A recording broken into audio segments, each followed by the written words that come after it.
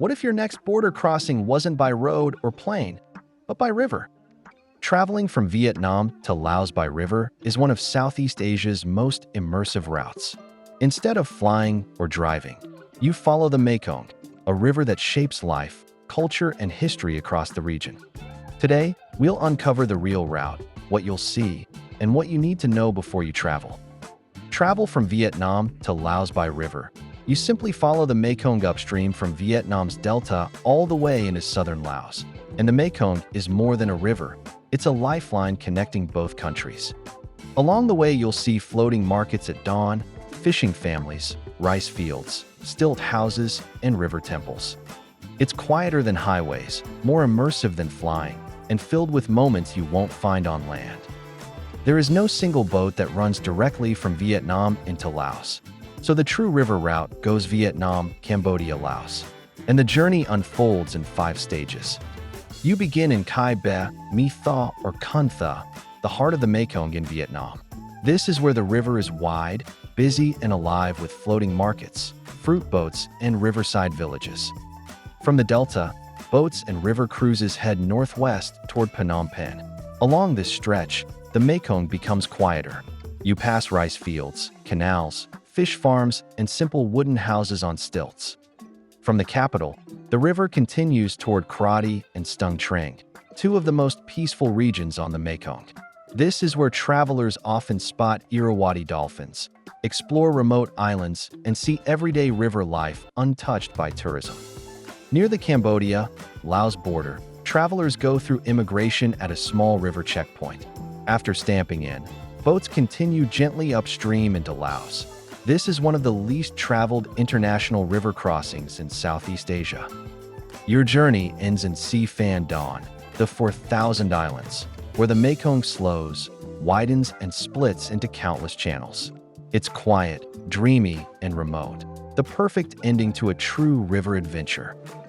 And as you follow this 5-stage river route from Vietnam through Cambodia and finally into Laos, the Mekong changes character again and again. Each section of the journey has its own rhythm, its own landscapes, and its own way of life. Here's what you'll see along the way. When you begin in Vietnam's Mekong Delta, the river is full of energy and color. You'll drift past floating markets at sunrise, fruit boats stacked with mangoes and pineapples, and families cooking breakfast right on their wooden sampans. The channels narrow under palm trees, passing coconut factories, rice paper workshops, beef farms, and small orchard villages. This is the most vibrant section of the Mekong, a perfect introduction to life lived on water. As you cross into Cambodia, the Mekong changes character. The river becomes wider, calmer, and more remote, with long stretches of untouched countryside. You'll see fishing nets drying on the banks, simple wooden houses on stilts, floating pagodas, and river monasteries. Near Krabi, the river becomes famous for Irrawaddy dolphins, often spotted gliding just beneath the surface. This part of the route is peaceful, slow, and deeply authentic, a look at river life few travelers ever witness. Entering Laos, the river breaks into hundreds of channels and tiny islands, the region called Si Phan Don, the 4,000 islands. Here you'll find waterfalls, bamboo bridges, sleepy villages, hammocks overlooking the river, and locals paddling in long wooden boats. Buffalo graze along sandbanks, monks cross the river by ferry, and sunsets stretch across the water like gold. This is the quietest, most magical part of the entire journey, the moment the Mekong feels almost timeless. By the time you reach the quiet waters of Laos, the journey feels less like travel and more like stepping through different worlds connected by the same river.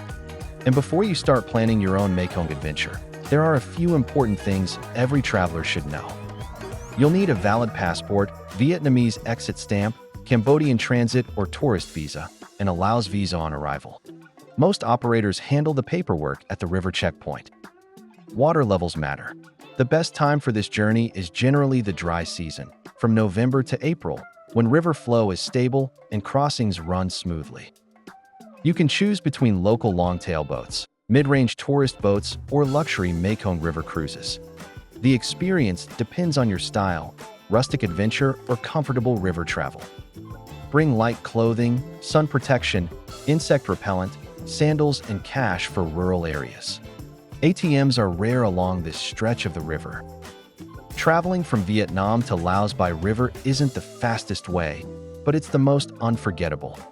It's a journey shaped by water, culture, and the simple beauty of life along the Mekong. If you're ready for a slower, deeper way to see Southeast Asia, this river route is waiting.